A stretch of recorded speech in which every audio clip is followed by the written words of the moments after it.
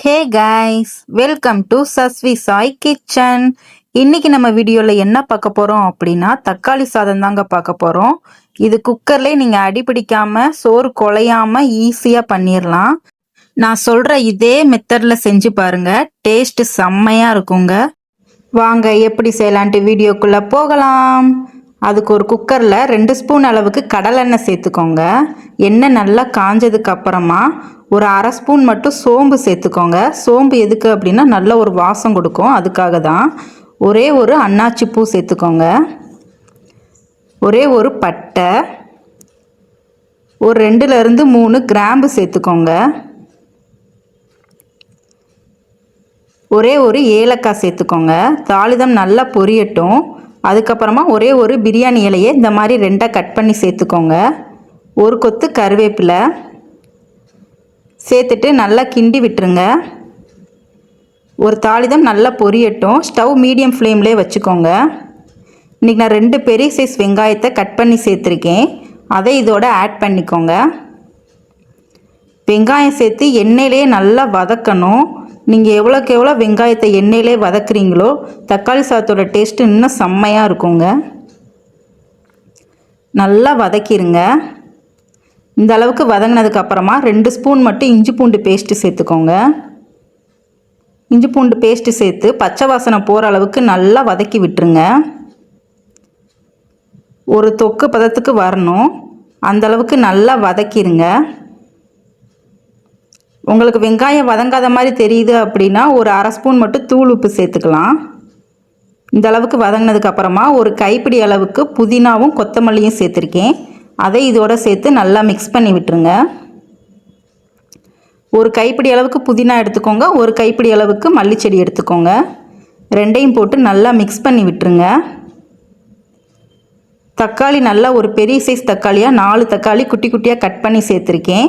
அதை இதோட சேர்த்து நல்லா மிக்ஸ் பண்ணி விட்டுருங்க. நீங்கள் தக்காளி மிக்சியில் அரைச்சி கூட சேர்த்துக்கலாம். இன்றைக்கி நான் குட்டி குட்டி பீஸாக தான் கட் பண்ணி தக்காளி சேர்த்துருக்கேன். 3 பச்சை மிளகாவை இந்த மாதிரி 2ஆக கீறி சேர்த்துக்கோங்க. எல்லாத்தையும் சேர்த்து நல்லா ஒன்றா மிக்ஸ் பண்ணி விட்டுருங்க. தக்காளி வெங்காயம் எல்லாமே நல்லா வதங்கணும். ஒரு தொக்கு பதத்துக்கு வரணுங்க, அந்தளவுக்கு நல்லா வதக்கி விட்டுருங்க. இந்த அளவுக்கு நல்லா வதங்கணும். அதுக்கப்புறம் தான் மசாலா பொருட்கள்லாம் நம்ம சேர்க்கணும். 1 ஸ்பூன் அளவுக்கு மிளகாய் பொடி, 2 ஸ்பூன் அளவுக்கு மல்லிப்பொடி,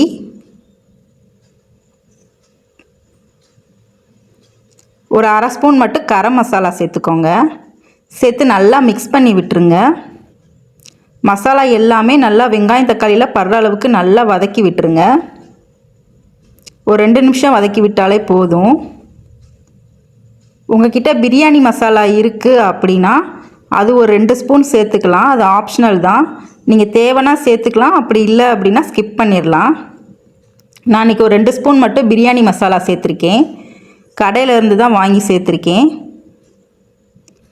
இது சுவை இன்னும் கொஞ்சம் உங்களுக்கு கூடுதலாக இருக்கும், அதுக்காக தான். நல்லா மிக்ஸ் பண்ணி விட்டுருங்க. இன்றைக்கி நான் இந்த கிளாஸுக்கு 3 கிளாஸ் அளவுக்கு தான் அரிசி எடுத்திருக்கேன்.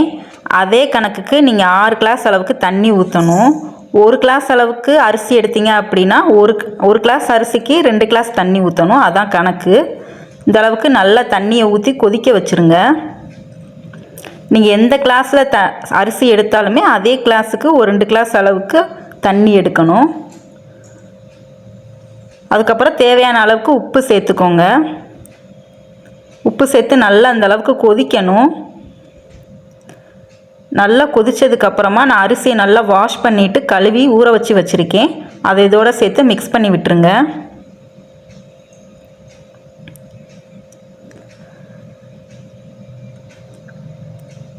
அரிசி சேர்த்துட்டு லைட்டாக மட்டும் கிண்டி விட்டாலே போதும், ரொம்ப கிண்டக்கூடாது.